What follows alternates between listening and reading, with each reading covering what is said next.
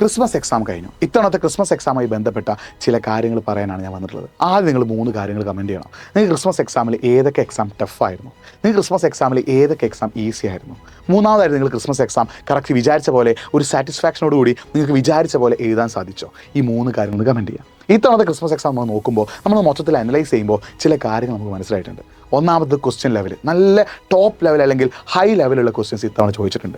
രണ്ടാമത് text ബുക്കിനെ base ചെയ്തുകൊണ്ടുള്ള അടിപൊളി ക്വസ്റ്റ്യൻസ്, അതായത് ഓരോ തവണയും മാറി മാറി ചോദിക്കാൻ പറ്റുന്ന ടെക്സ്റ്റ് ബുക്കിൻ്റെ ഉള്ളിൽ നിന്ന് വരെയുള്ള ക്വസ്റ്റ്യൻസ് എന്ത് ചെയ്തിട്ടുണ്ട്, ഇത്തവണത്തെ ക്രിസ്മസ് എക്സാം ചോദിച്ചിട്ടുണ്ട്. ഇത് നിന്ന് രണ്ടും നമുക്ക് മനസ്സിലാവുന്ന കാര്യം, ഇനി അങ്ങോട്ടേക്ക് വരാൻ പോകുന്ന പബ്ലിക് എക്സാമും അത്യാവശ്യം നല്ല ലെവൽ ചോദ്യങ്ങളായിരിക്കും. ടെക്സ്റ്റ് ബുക്കിനെ ബേസ് ചെയ്തുകൊണ്ട് നല്ല ക്വസ്റ്റ്യൻസ് വരാൻ ചാൻസ് ഉണ്ട്.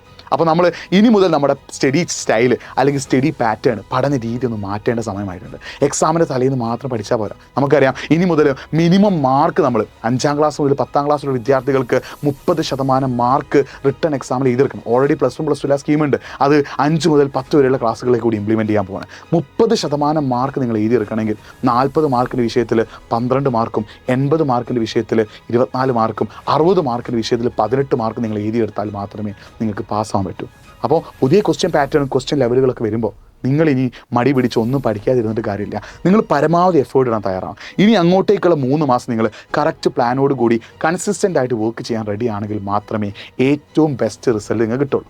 അങ്ങനെ ഒരു ബെസ്റ്റ് റിസൾട്ട് നിങ്ങൾ സ്വന്തമാക്കാൻ ആഗ്രഹമുണ്ടെങ്കിൽ നിങ്ങൾ വർക്ക് ചെയ്യണം. നിങ്ങൾ ആദ്യം മനസ്സിലാക്കുക, ക്വസ്റ്റ്യൻ ലെവൽ മാറുന്നുണ്ട്, ക്വസ്റ്റ്യൻ പാറ്റേൺ അടിപൊളിയാക്കുന്നുണ്ട്, ടെക്സ്റ്റ് ബുക്കിനെ ബേസ് ചെയ്ത് ടെക്സ്റ്റ് ബുക്കിൻ്റെ പല ഭാഗത്തു നിന്നും അടിപൊളി അനലിറ്റിക്കൽ ക്വസ്റ്റ്യൻസ് ചോദിക്കുന്നുണ്ട്. ഇതൊക്കെ നമുക്ക് സോൾവ് ചെയ്യാൻ പറ്റും നിങ്ങൾ പഠിക്കാൻ തയ്യാറാണെങ്കിൽ. എക്സാമിൻ്റെ തലേന്നത്തെ ലൈവ് മാത്രം കൊണ്ടുകൊണ്ട് എക്സാമിന് 1-2 ദിവസം മാത്രം പഠിക്കുന്നവർക്കൊന്നും ഇനി എക്സാമിന് ഒരിക്കലും മികച്ച മാർക്ക് നേടാൻ സാധിക്കില്ല. കൺസിസ്റ്റൻ്റ് ആയിട്ട് സ്ഥിരമായിട്ട് ഡെയിലി ഒരു 3 മണിക്കൂറെങ്കിലും മിനിമം മാറ്റി വെക്കുന്ന കുട്ടികൾക്ക് ഇനി എക്സാം ഈസി ആവുള്ളൂ. ആ ഒരു രീതിയിൽ നിങ്ങൾ പഠിക്കാൻ തയ്യാറാണോ? ആ ഒരു രീതിയിൽ ഇനി നിങ്ങൾ അങ്ങോട്ടേക്കുള്ള 2 മാസം അതിനനുസരിച്ച് പ്ലാൻ ചെയ്യണം. അങ്ങനെ പെർഫെക്റ്റ് ആയിട്ട് പ്ലാൻ ചെയ്ത് കൺസിസ്റ്റൻ്റ് ആയിട്ട് വർക്ക് ചെയ്യുകയാണെങ്കിൽ ഇനി വരാൻ പോകുന്ന എക്സാം നിങ്ങൾക്ക് ഒരിക്കലും ടഫാവില്ല. നിങ്ങൾ പല ആളുകൾക്കും പല ക്രിസ്മസ് എക്സാം സബ്ജക്റ്റുകളും ടഫായിരുന്നു. അതിനുള്ള കാരണം എക്സാമിൻ്റെ തലേന്ന് മാത്രം നിങ്ങൾ പഠിച്ചുകൊണ്ടാണ്. എക്സാമിന് 1-2 ദിവസം മുന്നേ മാത്രം പഠിച്ചുകൊണ്ടാണ്. എക്സാമിൻ്റെ തലേന്നുള്ള യൂട്യൂബ് ലൈവ് ക്ലാസ്സുകൾ കണ്ടുകൊണ്ട് മാത്രം പഠിച്ചുകൊണ്ടാണ്. ഇനി ആ ഒരു തെറ്റിലേക്ക് നിങ്ങൾ വീണ്ടും പോകരുത്. കൺസിസ്റ്റൻ്റ് ആയിട്ട് വർക്ക് ചെയ്യുക, സ്ഥിരമായിട്ട് പഠിക്കുക, അടിപൊളിയായിട്ട് പഠിക്കുക. അപ്പോൾ പുതിയ ക്വസ്റ്റ്യൻ പാറ്റേണും ക്വസ്റ്റ്യൻ ലെവലൊക്കെ നമുക്ക് മനസ്സിലാവുന്നത് കുട്ടികൾ കുറേ കൂടി പഠന സമയം കൂട്ടേണ്ടതായിട്ടുണ്ട്. നിങ്ങൾ മാക്സിമം എഫേർട്ട് ഇടാൻ തയ്യാറായിക്കോ, ഏറ്റവും ബെസ്റ്റ് റിസൾട്ട് നിങ്ങൾ തേടി വരും.